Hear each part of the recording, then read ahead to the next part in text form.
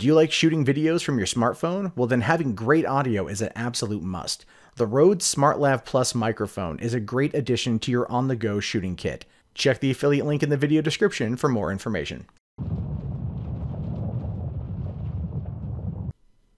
Hey, what's going on, everybody? My name is Matt Jarbo, and this is the Mundane Matt channel, and I want to talk a little bit about the whole situation involving Harvard rescinding acceptances to 10 incoming freshmen from the class of 2021 based on some dank memes in a Facebook group.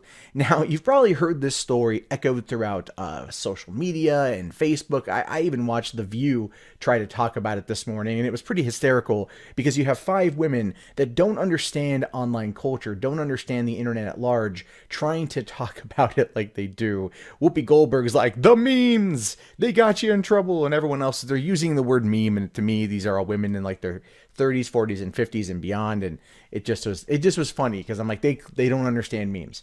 Me, on the other hand, I'm a veteran of the 2016 meme war, and I get it, So if you don't know the story by now, essentially it's like this. The incoming class of 2021 decided that they wanted to get to know each other via Facebook. So they created an unofficial Facebook group for the class of 2021 for all of them to come on in and talk to one another and get to know one another. And people on there were posting, so on and so forth. And as a result of this, there were kind of splinter groups that were formed off of this, because you know, people kind of tend to self-segregate. They want to be with like-minded individuals.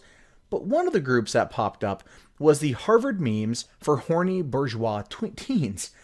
And this happened in late December of last year, where this particular group popped up. Now, this was like the dark side of that Facebook group. This is where people went to post really horrible memes, to make really horrible jokes. And part of the admissions into this, I don't know if I'd call it an elite group of shit posters, but definitely into this group of shit posters, was that on the main Facebook group, these people had to post like horrible memes. Like one of them was like, what do you call a 16-year-old Mexican who hung themselves? A piñata. Like a joke like that I heard that on The View this morning, and I busted up laughing. It's so horrible, you can't help but laugh. And then Whoopi Goldberg's trying to be like, I don't even know how to explain this. And a lot of other people are kind of doing the exact same thing. And again, this conversation has sparked up to whether or not Harvard should have pulled them, whether or not Harvard has a right to pull them based upon like the free speech and the fact that this was a private group, so on and so forth.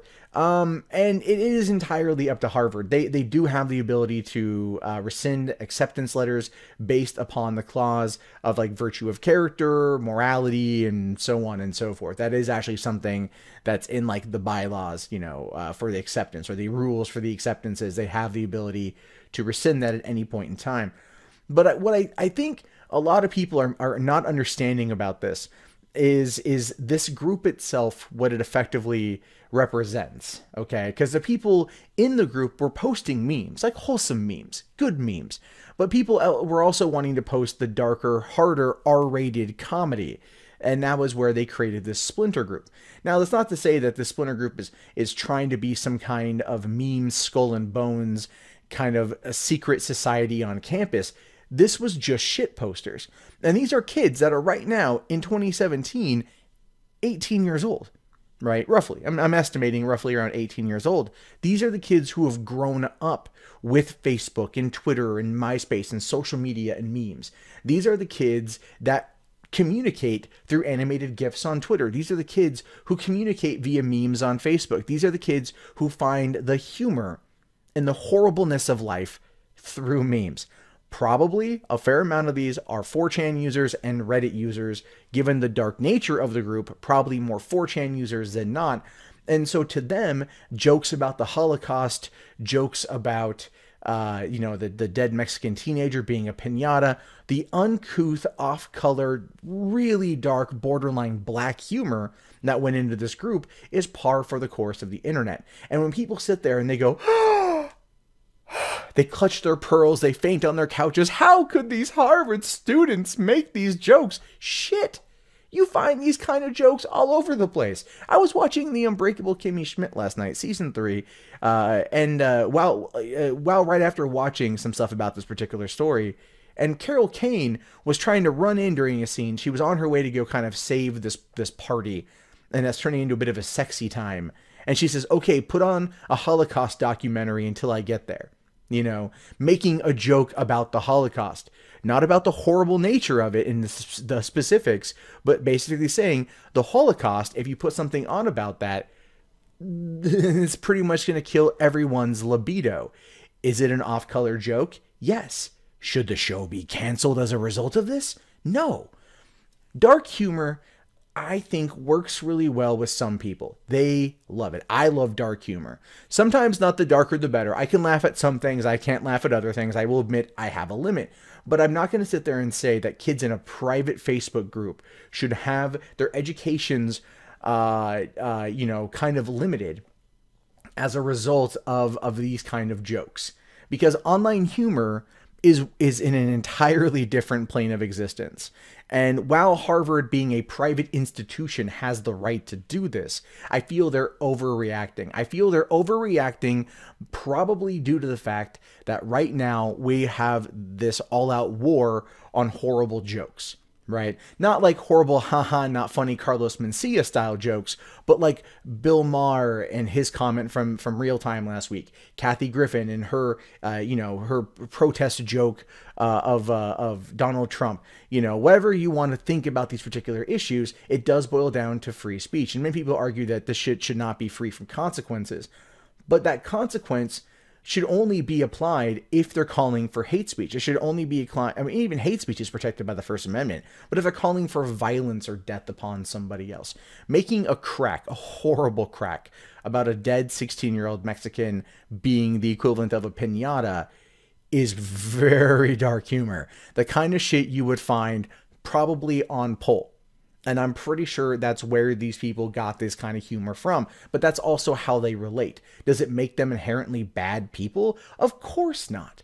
We've all laughed at horrible jokes before, and I'm sure many of us out there have told them ourselves. Whether you're doing it in front of a crowd of people on a comedy stage, whether you're doing it kind of hushed around your friends, like, hey, did you hear the one about the Polak, the rabbi, and the Muslim?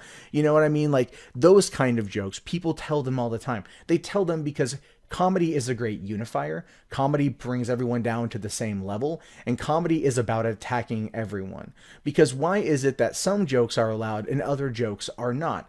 You know, I mean, Joan Rivers called Michelle Obama like was it an ape with hair or something, or called her a tranny? I don't know. Made some really horrible jokes about Michelle Obama, and wasn't run out of Hollywood, wasn't destroyed. But now, years later, that kind of joke would have destroyed her career. And this is the kind of stuff comedians like Lenny Bruce and Sam Carlin, or George Carlin and Sam Kinison, Dennis Leary, Louis C.K., Bill Burr, Bill Maher, Kathy Griffin, a lot of these comedians have fought for. They have fought for the right to tell offensive, inappropriate jokes.